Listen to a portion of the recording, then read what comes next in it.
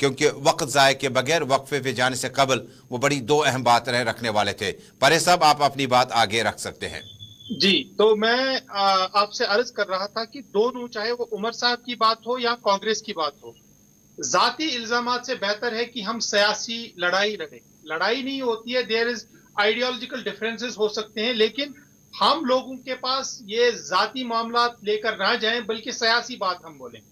जहां तक आपने उमर साहब की, पहले मैं उमर साहब की बात का जवाब देना चाहता हूं, बहुत कम वक्त में जी जी, प्लीज प्लीज। जरूर दूंगा कि क्या वो शख्स, वो पार्टी जिन्होंने यहां पर हर एक पॉलिटिकल पार्टी के साथ कोलेशन की है, वो सर्टिफिकेट देंगे कि कौन किसकी टीम है? जनसंघ से लेकर बीजेपी तक, जनसंघ हो, कांग्रेस हो या बीजेपी हो, आपने तमाम पॉलिटिकल पार्टी के साथ जनाब कोलेशन की है। हमने, हमारी पार्टी नहीं है, हमारे कायद ने अब तक बीजेपी के साथ या जनसंघ के साथ कोई कोलेशन नहीं किया है। तो टीम की बात वही करेंगे ना जिन्होंने कोलेशन ना की हो।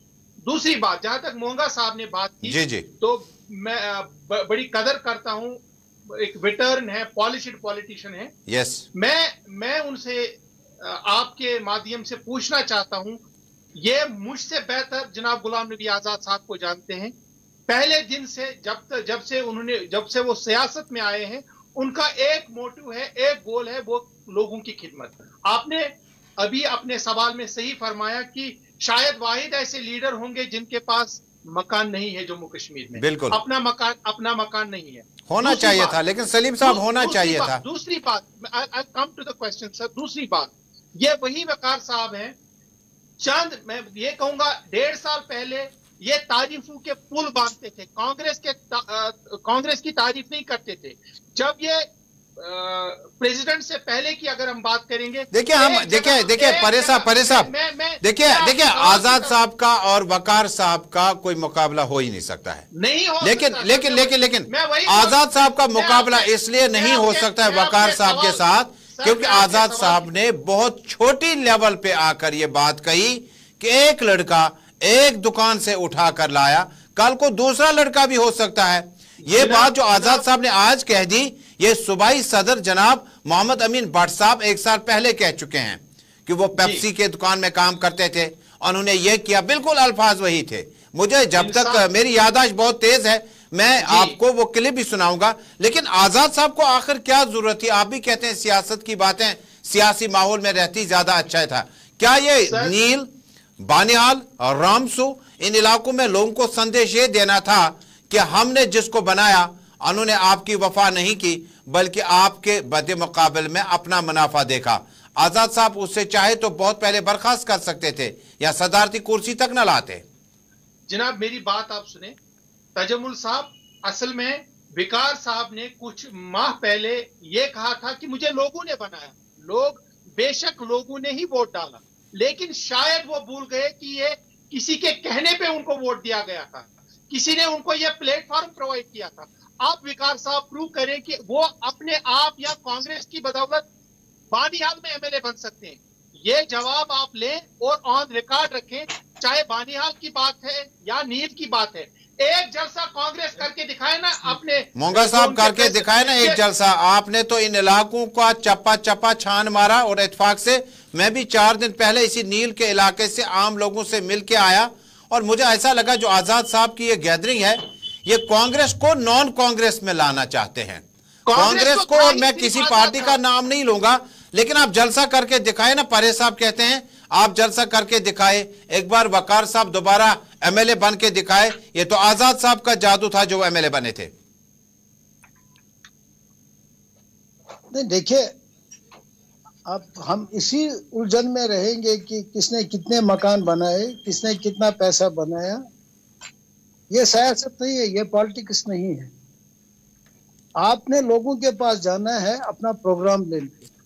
यहाँ इतनी पार्टियां हैं, इसमें कोई शक नहीं, एबीसी पार्टियां भी हैं, और जो हमारे पुराने यहाँ वेटर्न का ये जो लीडर्स हैं, पार्टियां हैं, तो वो भी यहाँ, नेशनल कांग्रेस भी इलेक्शन लड़ती है, पीडीपी भी इलेक्शन लड़ती है, कांग्रेस भी इलेक्शन लड़ती है, और बीजेपी भी लड़ रही है, और भी पार्टियां हैं।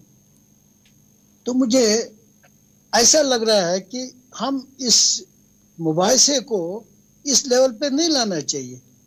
और खासकर आजाद साहब जैसे कदावर लीडर जो रहे हैं हमारे कांग्रेस में, इस शोभा नहीं देता है कि वो इस लेवल पे आए, अच्छा नहीं लगता।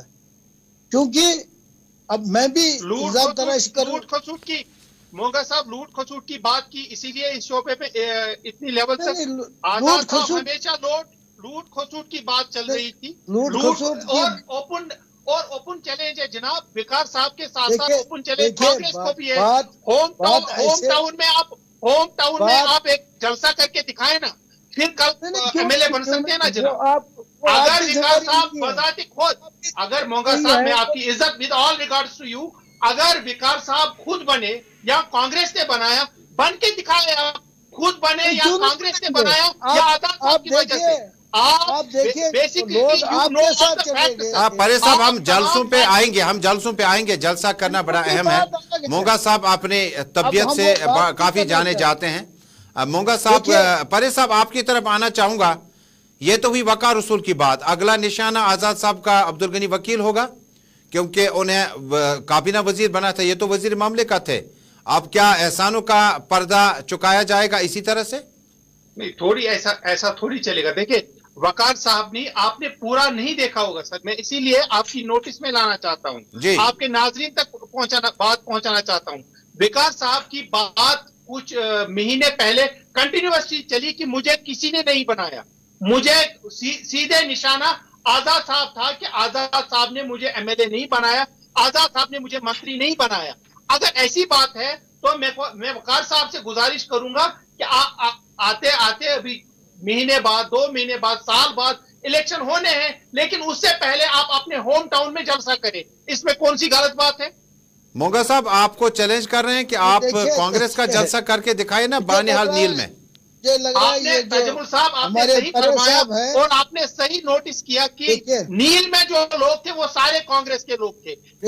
हमारा मानना भी है कि जम्मू कश्मीर में जो भी कांग्रेस था वो सलीम साहब ने बड़ी अहम बात, बड़ी उम्दा बात की। मैं अपने अल्फाजों की तायीद इनसे हासिल करना चाहता था, हो गई।